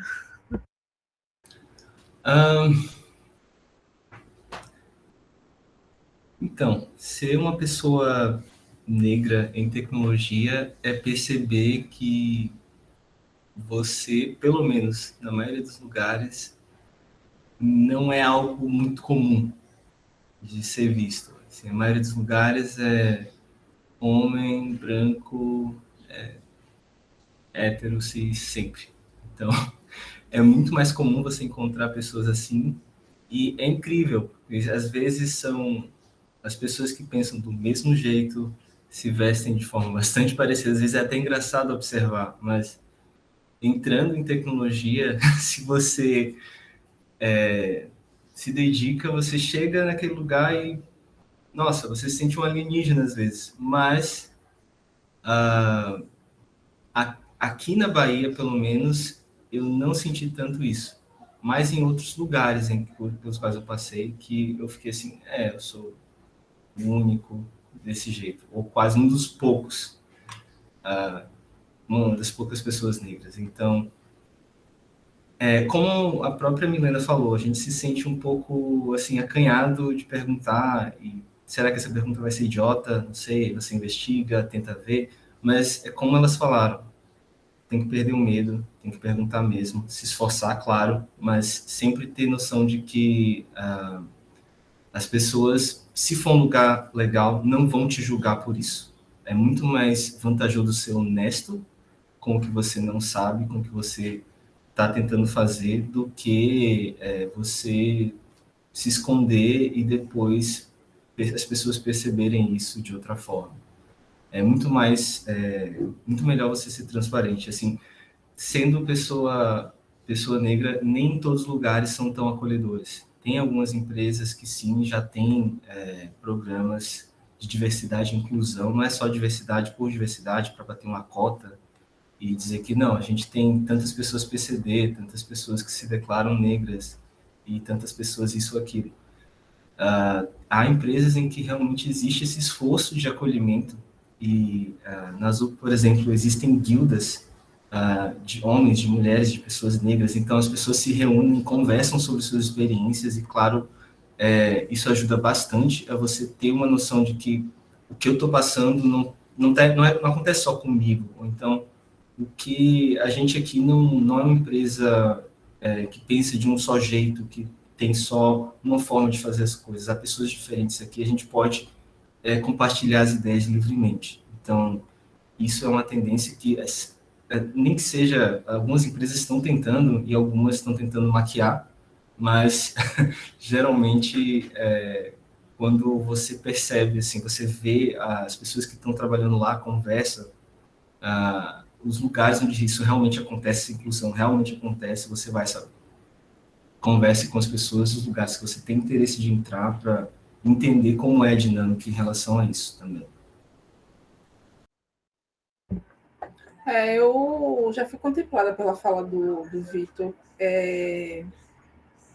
Assim, ser uma pessoa preta nessa área já é trazendo o debate para o recorte de raça, né? Você chega no ambiente, são aquelas pessoas lá em São Paulo, como a gente chama, Faria Limers, né? Os caras com aquele coletinho, tipo, cheirando a pera, sabe? De playground. É isso. Você chega e é estranho realmente, sabe? Você se sente um peixe fora d'água, né? Você olha para um lado, olha para o outro, tipo, meu, isso aqui não tem nada a ver comigo, sabe? Tipo assim, acontece, pelo fato de sermos pessoas pretas e estarmos em ambientes assim, é importante que a gente sempre fique atento à questão do racismo estrutural, né?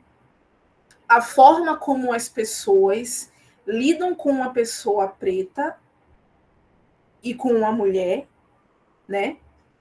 Em comparação a quando é um homem branco, cis, hétero, cis, um cara hétero, cis normativo, branco, né? Então, em muitos momentos na minha trajetória, eu percebi uma forma de não uma abordagem, mas uma forma de tratamento diferente, sabe?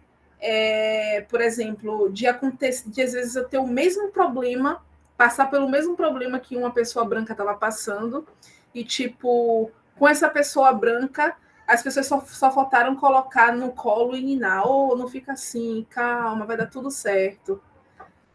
E quando aconteceu comigo, tipo, sabe, facada nas costas. Não, tem que tá errada e tal, que isso, aquilo, outro. E em uma fala que, por sorte, um homem branco também estava se sentindo da mesma forma que eu. Quando eu reclamei sobre o que eu estava, tipo, coloquei as minhas dores para fora, né? As pessoas me contra-argumentaram, mas quando foi um homem branco falando, poxa, eu também estou sentindo isso aí que Mariana está falando. Pio, cri, cri, cri, todo mundo quieto. Ninguém falou mais nada. Pô, então peraí, agora a gente valida a dor dela, né? Porque um outro homem branco falou que também está sentindo a mesma coisa, né? Então, por exemplo, a gente precisa estar muito atento, velho. Muitíssimo atentos a esses pequeníssimos detalhes, assim, que acontece assim, sabe? Eu tenho a minha irmã, Manuela, que está também trabalhando com vocês nessa mesma comunidade, é uma pessoa que atualmente me atenta, né? Às vezes eu trago um contexto, ela já fala, né? Ó, tá acontecendo isso aqui com você, né? De trazer a questão do racismo estrutural, a questão da mulher negra ter ser vista como uma mulher raivosa quando ela se comporta como um homem branco, líder de times, se comporta.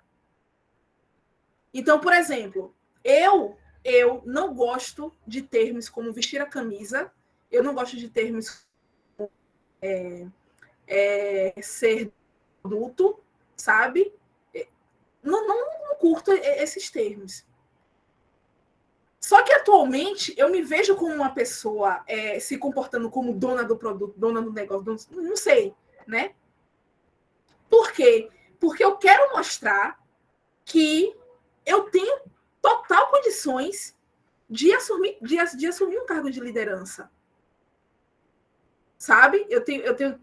Eu tô ali naquele time, eu entrei no time, eu quero que o meu time seja exemplar. Tá faltando alguma coisa para entregar alguma coisa? Não, gente, vamos se unir aqui, vamos entregar logo isso daqui. Eu tenho a mesmíssima visão que uma amiga minha trabalha comigo atualmente. Somos as únicas mulheres dentro do time, tanto eu quanto ela, temos a mesma ideologia. Tipo, estamos aqui, a gente vai fazer de tudo para conseguir entregar essas coisas que foram postas, que foram entregues como meta para esse sprint. A gente vai entregar. Então, se aparecer algum problema, já chego, galera, vamos aqui fazer uma reunião rapidão, né? Ou então, começo a agir como qualquer pessoa, tipo, em um cargo de liderança que quer ali entregar a parada, agiria. Só que por que eu sou vista de uma forma e aquele outro rapaz que muitas vezes foi tóxico na frente de todo mundo com outras pessoas não é chamado a atenção? Entendeu? Então, por que tem que tomar cuidado com a sua comunicação? Ou então tem que tomar cuidado com, sei lá, tem um termo específico, comunicação violenta. Você tem uma comunicação violenta. E eu tenho uma comunicação violenta? Não, de fato, olha, se me passaram um feedback desse, não, beleza, eu vou pegar o livro aqui e vou parar para ler. Mas eu nunca fiz algo como, sei lá, constranger uma pessoa na frente de todo mundo, sabe? Coisas que pessoas tóxicas fazem. E ainda assim, elas serem sempre endeusadas. Nossa, essa pessoa aqui, líder e tal, que não sei o quê. Não, essa pessoa aqui fez falou alto, aumentou um tom de voz assim naquele momento por uns 2 segundos. Não, comunicação violenta. Sabe? Então, tipo, tem que ficar atento a essas coisinhas, né? A essa questão que é um pouco do racismo estrutural impregnado na nossa sociedade, dentro das organizações, né? Nós, pessoas pretas, iremos sofrer com isso, né? Piorou sendo mulher, uma mulher preta, piorou ainda sendo uma mulher preta trans. Imagine o BO. Sacou? Então, assim, eu ainda sinto que as empresas precisam estar atentas a essa questão do racismo estrutural, sabe? Dentro das suas organizações. Eu percebo também que desde quando eu entrei até então, diversidade tem sido um ponto muito levantado e muito discutido pelas empresas, e eu acho isso ótimo, só que a gente precisa agora dos cargos de liderança também, porque somos nós, pessoas pretas, que iremos colocar outras pessoas pretas também nesse ramo. Se eu, Mariana, líder de um time, tenho condições de criar o meu próprio time, eu vou olhar para pessoas pretas. Mas isso não pode ser visto como uma coisa ruim.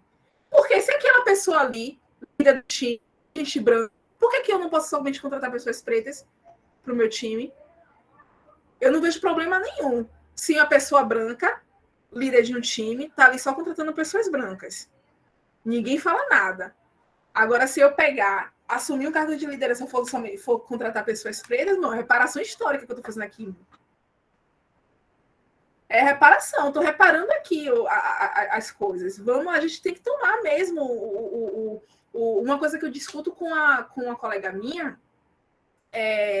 velho, eu quero muito estar à frente das questões relacionadas à tecnologia, quero muito desenvolver muito bem, programar muito bem e tal. Só que eu percebo que se eu não tiver também lá em cima, nos cargos de liderança, será que são as pessoas brancas que vão se preocupar realmente em colocar pessoas pretas dentro das organizações? Né? Então, tipo, a gente precisa chegar lá para a gente começar a mudar um pouco embaixo, entendeu? Também. E aí, ao meu ver, assim, atualmente, uma coisa que eu busco muito é trabalhar essa questão, esse outro lado, essas soft skills, para em algum momento conseguir liderar um time, né? Ter o know-how nessa área, nessas questões de liderança, porque quando se eu tiver a oportunidade de construir um time, né? Obviamente, eu vou pensar também nas pessoas pretas que estão querendo adentrar nesse mercado.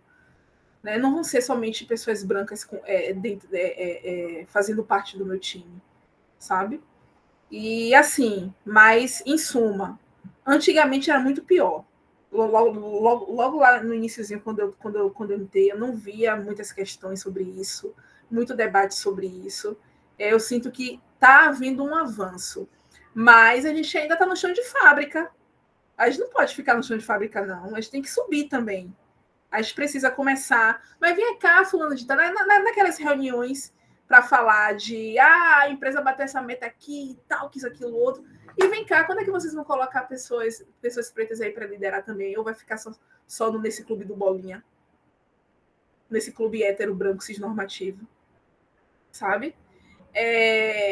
Tem que perguntar mesmo, tem que começar a cobrar, e é assim que a gente começa a mudar as coisas. É bem isso que você observou sobre a gente participar do chão de fábrica. Por isso que eu coloquei também pedreiro de software, porque eu tenho consciência de que, ganhando bem ou não, eu ainda vendo minha força de trabalho, ou seja, não faço parte de decisão nenhuma. Então, isso é uma coisa que a gente não vê realmente em tecnologia, no mercado. Lideranças negras é muito raro mesmo. A gente consegue contar nos dedos, talvez de uma mão, no máximo, assim, 6 pessoas, ou sei lá, muito poucas pessoas negras mesmo liderando times, ou sendo diretoras de TI, coisas assim. Então, é preciso que isso se torne mais comum, porque aí sim a gente muda a cara do mercado e a gente torna uma coisa mais equânime, vamos dizer assim. Perfeito. Acho que a fala de vocês contemplou tudo aí com relação a isso. Tipo, racismo, machismo não existem, gente. No mercado de trabalho não seria diferente. No mercado de tecnologia não seria diferente. Um ponto que o Mário falou que eu senti muito também, porque eu passei por isso, é você dar ali sua posição, sabe, sua opinião e falar, calma, como se você estivesse nervosa. Tipo, eu não tô nervosa, eu só tô falando. Só tô opinando, né? só discordei de vocês. Isso, geralmente quando você discorda, Exatamente. Né? eu só discordei de vocês, tá tudo bem. Tá? Enfim, então assim, é bom já ter um mindset para que você vai ter que lidar com isso, sendo mulher negra, sendo pessoa preta. Sabe? As mesmas desigualdades que existem no mundo, existem no mercado de trabalho, você vai ter que lidar. Então, assim, mas também, acho que uma questão que a Mari falou que foi muito importante foi, mais ou menos, né? Foi mais como eu interpretei também, que, tipo assim, você vai encarar isso, mas você também não precisa se rebaixar isso, sabe? Até porque mantenha essa posição, continue sendo profissional, faça o seu, mas entenda que você vai encarar isso, sabe? Eu acho importante se posicionar sim, mas, enfim, você também não vai mudar. Se for uma coisa estrutural da empresa, sabe? Então, mantenha a sua integridade, mas tenha a cabeça feita que isso acontece, tá? Então, assim, agora já são 3h43, né? Eu falando, 1h10, enfim. Já vou aí, é porque o papo é muito gostoso, já me traz muita coisa. Então, já vou deixar aberto para as questões de vocês, pontuações que, enfim, surgirem, vocês fazerem agora. Eu já vou trazer a minha, tá? Que é trazendo um pouquinho do segundo bloco, digamos assim, que é com relação a skills, tá? É um ponto que me interessa, que eu acho bem legal, sabe? Ter em mente para você ter como norte, sabe? O Vitor falou um pouco já sobre... Manu falou de questão de comunicação, é realmente essencial. O Vitor também falou ali de algo mais técnico, que ter a lógica, sabe? Eu queria só que vocês fechassem um pouquinho mais com relação, se tiverem alguma skill a mais que vocês acreditam que seja importante ter, tanto soft quanto, né, hard. Eu vou começar logo, né? Então, gente, a skill que a gente precisa ter o inglês é muito importante, muitíssimo importante. Eu acho que se hoje eu pudesse parar tudo que eu estou fazendo para focar em uma única coisa, eu focaria só no inglês, sabe? Tipo, focar só no inglês mesmo, para... aí, ó, chega esses momentos, a gente até tá ali recebendo as vagas internacionais, mas não tem inglês. E aí, como é que fica? Né? Aí não consegue pegar uma vaga internacional, assim, único e exclusivamente pelo fato de não ter inglês. Porque todo o resto a gente corre atrás, é simples, já está aqui nessa área de TI, vai ser de boa. Mas o inglês precisa estar alinhadinho, conseguir se comunicar, entender, né? Eu acho que eu daria essa dica, né? Então, lógica de programação, né? Inglês, lembrar da qualidade de pensar na qualidade do software que você desenvolve, testes e refatoração, tá? Os princípios da programação orientada a objeto, né? É interessante entender essas coisinhas. Mas, assim, se eu fosse focar, né? Principalmente para quem está começando, foca no inglês e na lógica de programação. Já tá de bom tamanho. E foca também em alguma atividade física, porque quando você chegar lá, essa área, o tempo todo ficar sentado, bebam água. Reforce a coluna. Tem uma cadeira interessante para vocês se não ficarem com problema de coluna, né? Essas coisas. Assim, eu concordo muito com o que Mari falou. Inglês, lógica. Eu diria também, tem uma certa curiosidade para ver algumas coisas de banco de dados, que foi umas dificuldades que eu tive logo no começo para entrar, porque em alguns testes eu tinha isso. E logo no começo eu estava muito focado em lógica e em aplicar tipo, algoritmos, e eu terminava não tendo noção do que é uma aplicação. A aplicação não é só o seu código ali que trata do negócio. Aquele código tem que ser transmitido e persistido num lugar, banco. E tem uma noçãozinha também de front. Por mais que você não queira ser front-ender, explore um pouquinho HTML, CSS, entenda como é que chega o dado ali no DOM, por exemplo. É só essas três coisas. Saiba um pouquinho do front, como é que funciona o básico, entenda o que você realmente quer fazer com a lógica de programação, se é back, se é front, aí foca nisso, e entenda um pouquinho de banco. Não precisa entender de transação, não precisa entender logo de cara de um monte de coisa complexa, mas entender os comandos, por exemplo. E uma coisa aqui que um colega comentou, não sei se ele está aqui ainda, o Henri, coloque suas coisas no GitHub, porque tem aquele ditado, se uma árvore cai numa floresta, ela realmente caiu se a gente não vê. Então, a gente precisa mostrar o que a gente faz, mesmo que seja uma simples resolução de exercício. Você compartilha aquilo, você socializa aquilo. Então, quando forem visitar seu perfil, vão ver a sua constância, os seus estudos, o que você fez, como você está evoluindo. Então, é importante não só focar nas skills, mas também saber mostrar elas através do GitHub. Por mais que sejam coisas simples, não tenham vergonha de mostrar.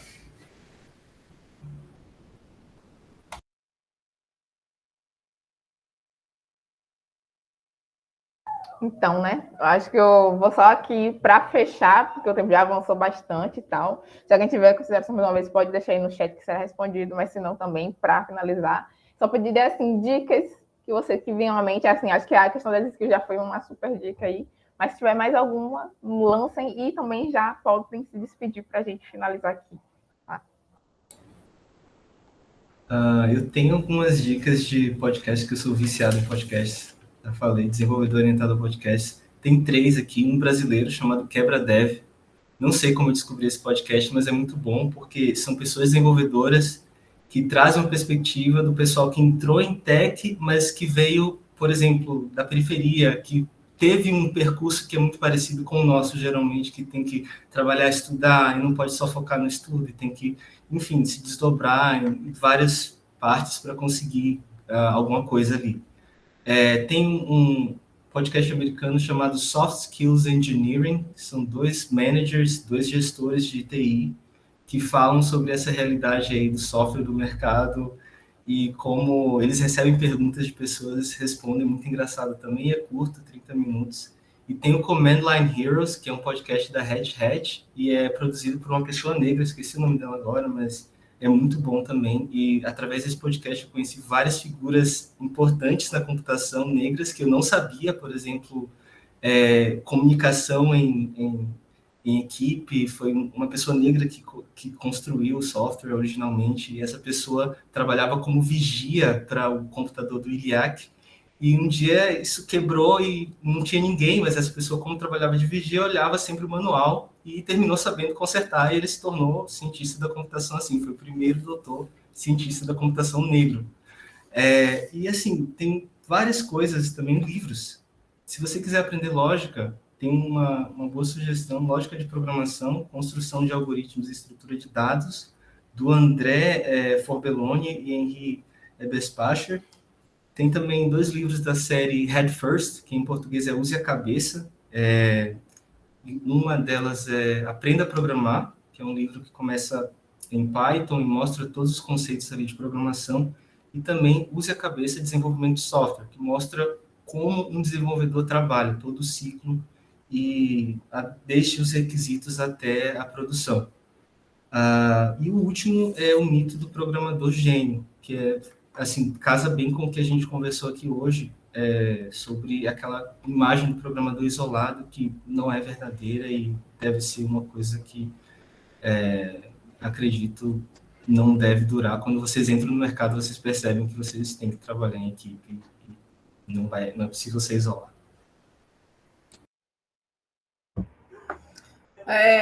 Enquanto o Vitor ia falando, eu até tinha lembrado de algo, mas acabei esquecendo. Só para eu não esquecer, Vitor. Perdão, Mariana. O nome do podcast, o último que tu citou, que é relacionado com Red Hat.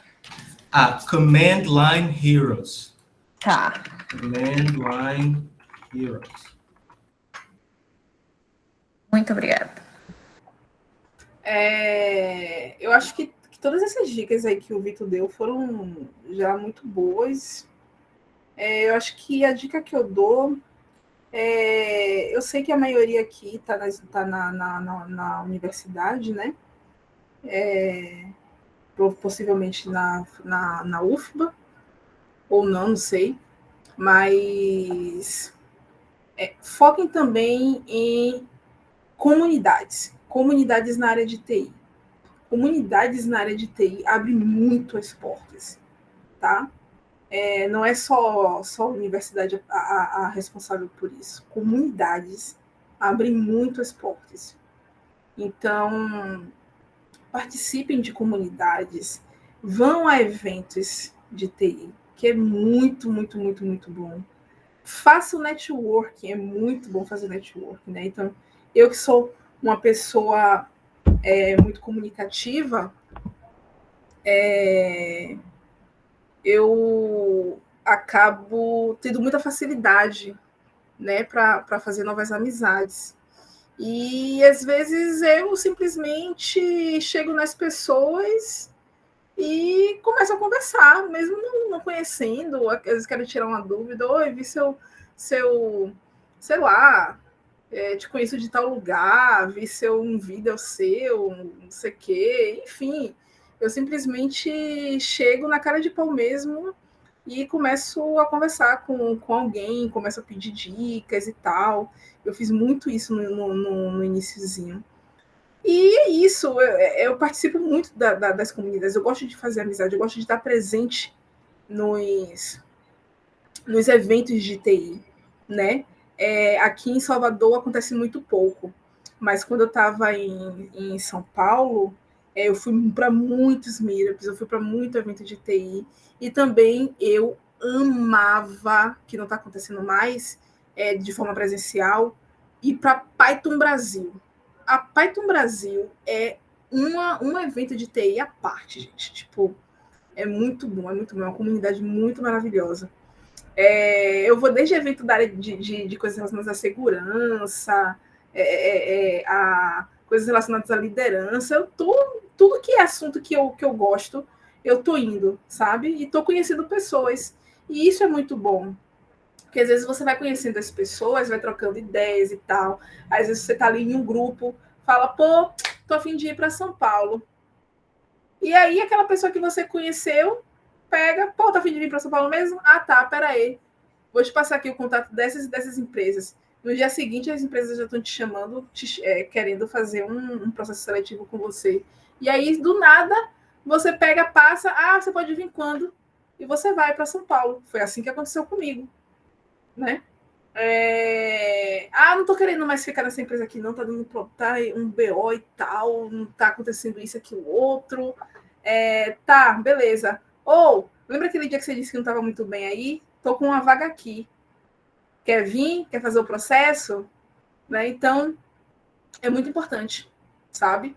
A gente conhecer pessoas. Não, eu não falo no sentido de conhecer para com segundas intenções, tipo, para conseguir coisas dessas pessoas, né?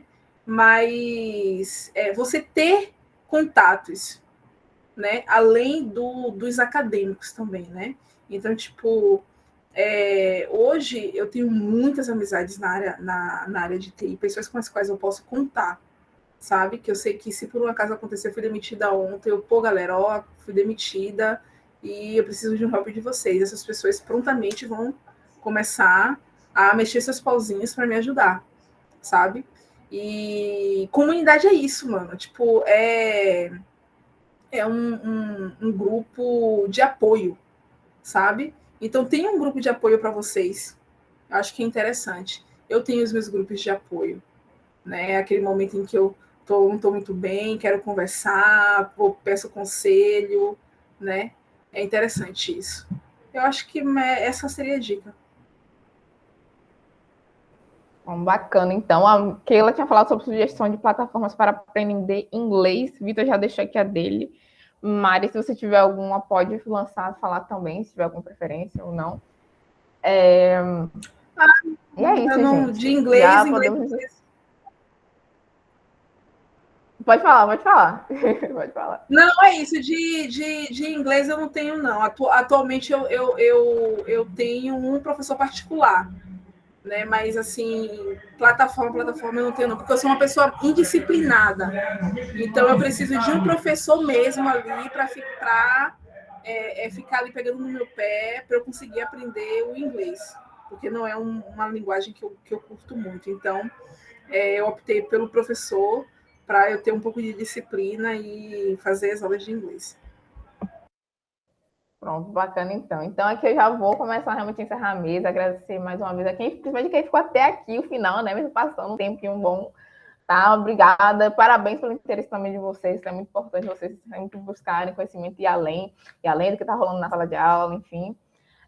Agradecer com certeza mais uma vez aos nossos convidados pelo interesse, toparem isso em um sábado à tarde, enfim, poderia estar descansando agora, mas tiveram disponibilidade, então obrigada, Mariana, obrigada, Vitor.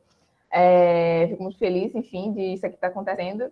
E já passo a palavra final para vocês. E é isso. Boa tarde. Obrigada, gente. Eu que agradeço. Muito obrigado pela oportunidade de falar. É sempre bom fazer parte assim, da caminhada das pessoas. E porque eu tive essas pessoas para me falarem essas coisas. E assim é muito bom também compartilhar a nossa experiência para poder fazer com que as pessoas tenham um caminho mais, assim, menos doloroso, vamos dizer assim. E é isso. Eu agradeço o convite, tá, gente? Muito obrigada. Espero, se eu sempre puder contribuir com vocês, podem contar comigo. Então é isso, gente. Obrigada mais uma vez. Todo mundo liberado. Agora do recreio. Tchau, tchau. Vou encerrar aqui a gravação. Mil beijos e até a próxima. Fiquem ligados, vai ter mais coisa para Tchau, tchau. Tchau, gente. Tchau, gente. Obrigada.